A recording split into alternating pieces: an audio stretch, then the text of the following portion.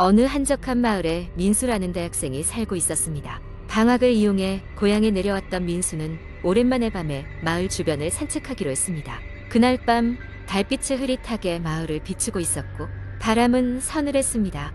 민수는 익숙한 길을 걸으며 마을의 변화된 모습을 눈에 담고 있었습니다.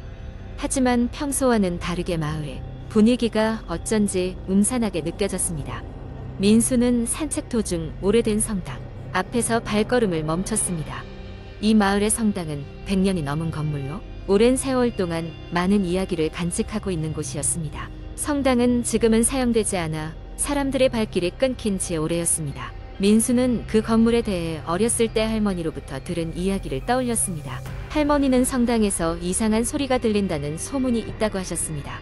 호기심이 발동한 민수는 성당 쪽으로 발걸음을 옮겼습니다. 철망으로 굳게 닫혀있는 성당문을 보며 돌아갈까 고민했지만 이내 옆에 있는 작은 창문을 통해 안을 들여다보기로 했습니다. 창을 통해 바라본 성당 내부는 먼지와 거미줄로 가득했습니다. 그리고 그 순간 갑자기 누군가의 낮고 허스키한 목소리가 들렸습니다. 들어오실 겁니까? 순간 온몸에 소름이 돋은 민수는 뒤를 돌아보았지만 주변에는 아무도 없었습니다. 게다가 마을 특유의 정적 속에서 그 목소리는 더욱 비현실적으로 느껴졌습니다. 민수는 그 목소리가 자신의 착각이라고 생각하며 다시 발걸음을 돌리려 했습니다. 하지만 그때 다시 한번 그 목소리가 들려왔습니다. 어서 들어오세요. 민수는 두려움을 이겨내고 용기를 내어 창문을 열고 성당 안으로 들어갔습니다. 내부는 생각보다 더 음산하고 어두웠으며 폐허가 된 오래된 벤치와 부서진 십자가가 눈에 들어왔습니다. 민수는 작은 손전등을 꺼내 불을 켜고 안쪽을 비추기 시작했습니다. 성당 내부를 조사하던 중 민수는 오래된 피아노를 발견했습니다. 피아노 위에는 먼지가 두껍게 쌓여 있었지만 한 가지 이상한 점이 있었습니다. 피아노 건반 중 몇 개는 누군가 최근에 건든 것처럼 먼지가 쓸려 있었습니다. 섬뜩한 기분이 들었지만 그는 곧바로 마음을 다잡고 주변을 둘러보기 시작했습니다.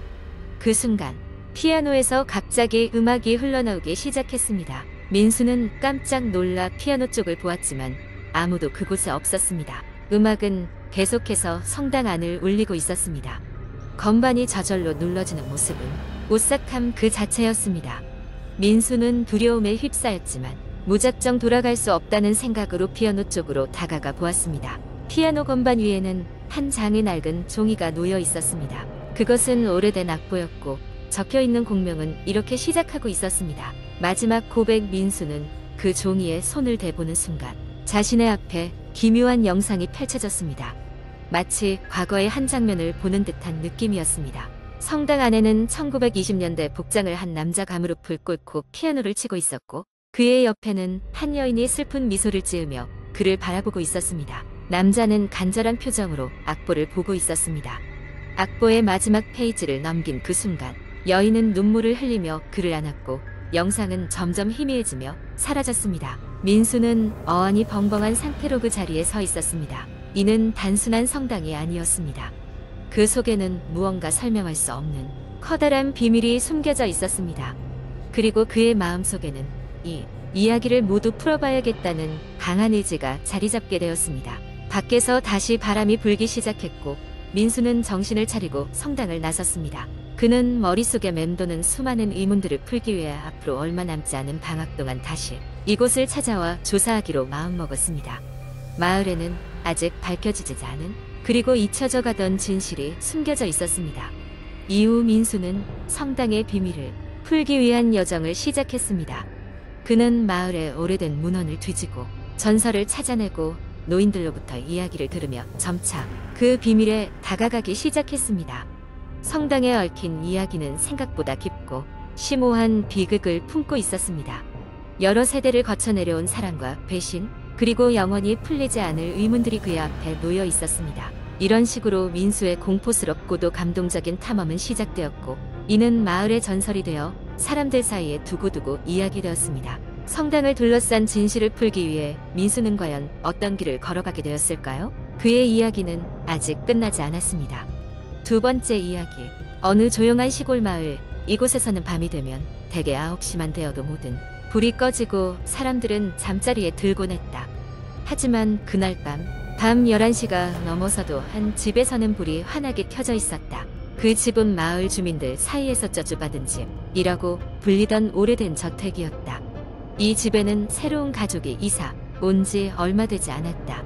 부모님과 두 아이로 구성된 이 가족은 대도시의 소란스러움에서 벗어나고자 이 마을로 이사 온 것이었다. 처음엔 모든 것이 평온했다. 마을 주민들은 다소 경계하면서도 신입 이웃을 환영했다.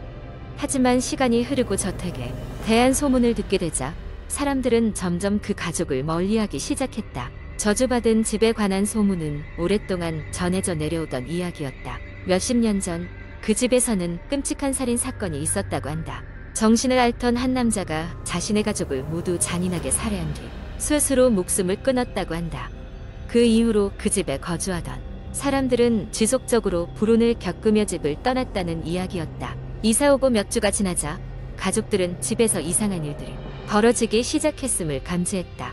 밤마다 갑자기 차가운 바람이 불어오거나 이상한 소리가 들렸다. 벽에서 속삭임이 들리거나 발자국, 소리가 들리는 등 무언가 그들을 지켜보고 있다는 느낌이 들었다. 가족들은 처음엔 그저 이사로 인한 스트레스라고 생각하며 지나갔지만 상황은 점점 악화되었다. 어느 날 밤 가장 어린 딸 민지가 갑자기 공포에 질린 얼굴로 부모 방으로 달려왔다.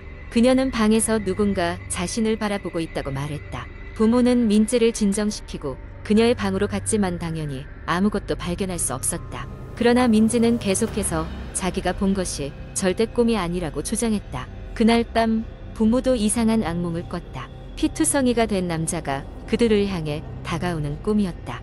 다음 날 부모는 마을의 원로를 찾아가 저택에 대해 물었다. 원로는 마지못해 과거의 사건과 집에 얽힌 저주에 대해 설명해 주었다. 그리고 저주를 풀기 위해서는 집에 묻혀있는 영혼을 달래줄 필요가 있다고 했다. 원로는 가족에게 집의 특정한 장소에서 의식을 치를 것을 권장했다. 가족은 두려웠지만 이 상황을 해결하기 위해 원로의 조언을 따르기로 결정했다. 그날 밤 가족은 캠프파이어를 준비하고 저주를 푸는 의식을 행했다. 그 과정에서 가족은 집안에서 숨겨진 비밀 통로를 발견하게 되었다.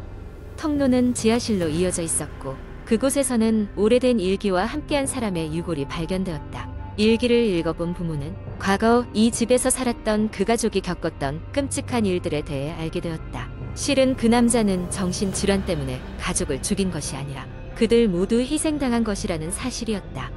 어떤 초자연적인 존재가 그 집에 살고 있으며 그 존재가 그 가족을 집어삼킨 것이었다. 부모는 두려움에 떨었지만 이 집에 영혼들을 달래기 위해 기도를 시작했다. 그리고 의식을 완수한 후 그들은 지하실에서 빠져나와 문을 닫았다. 이후로 그 집에서 이상한 일들은 점차 사라지기 시작했고 가족은 더 이상 그 집에서 소름 끼치는 일을 경험하지 않았다. 마을 주민들은 이후로도 집에 대해 불안감을 갖고 있었지만 그 집에 머무르는 가족의 불행한 소문은 더 이상 들리지 않았다. 그것이 저주가 완전히 풀린 것인지는 알 수 없었지만 적어도 그 가족은 더 이상 두려움에 떨지 않게 되었다. 하지만 소문에 따르면 그 집은 여전히 자정을 넘긴 시간에 그 집 근처를 지나가는 사람들에게 이상한 속삭임 소리와 함께 고요한 기운을 풍긴다고 한다. 마치 누군가가 여전히 그곳을 지키고 있는 것처럼 말이다. 그리고 언제라도 그 기운이 다시 깨어나기를 기다리는 듯 말이다. 세 번째 이야기. 한국의 한 작은 시골 마을. 가로등 불빛에 어렴풋이 비추는 좁은 길가에는 오래된 전설이 내려오고 있었다. 마을 사람들은 밤이 되면 그 길을 피했는데 그 이유는 기억을 앗아가는 소리 때문이었다. 이 이야기는 내가 그날 밤 그 길을 지나면서 시작되었다. 나는 도시에서의 힘든 일상에서 벗어나기 위해 이곳으로 여행을 왔다. 산과 강으로 둘러싸인 이 마을은 마치 시간이 멈춘 듯한 느낌을 주었다. 일주일 정도 머물 계획이었고 도착한 날 밤 지역 식당에서 만난 주민들에게서 마을의 전설을 들었다. 하지만 도시 생활에 익숙한 나는 그저 재미있는 이야기라고만 생각했다. 어느 날 밤 호텔에 도착하는 길에 조금 돌아가기로 마음을 먹었다. 좁은 길을 따라 걸으면서 시원한 밤 공기를 즐기고 있었는데 어느 순간 알 수 없는 불안감이 엄습해왔다. 주변은 조용했고 왠지 모를 싸한 느낌이 온몸을 덮쳤다. 그때 바람에 실린 듯한 희미한 소리가 들려왔다. 처음에는 그것이 무엇인지 알 수 없었지만 점점 명확해지는 느낌이 들었다. 그것은 낮고 부드러운 여인의 목소리였다. 그냥 바람 소리겠지 하고 신경 쓰지 않으려 했지만 그 소리는 점점 내 머릿속으로 파고들어 마치 나와 이야기를 나누려는 것 같았다. 그 소리는 계속해서는 이름을 부르며 뭔가를 속삭였다. 잊지 마, 라고. 이 소리를 듣고 있자니 나도 모르게 넋이 나간 상태로 그 길을 계속 걸었다. 이윽고 길 끝자락에 다다르자 간이 벤치 하나가 보였다. 갑자기 피로가 몰려와 그 벤치에 앉았고 앉자마자 나는 옛날에 잊고 있던 기억들이 쏟아져 들어오는 듯한 기이한 경험을 하게 되었다. 어린 시절, 부모님과의 추억, 지난 사랑, 아픔까지 모든 기억들이 파노라마처럼 스쳐갔다. 얼마나 시간이 지났는지 모른다.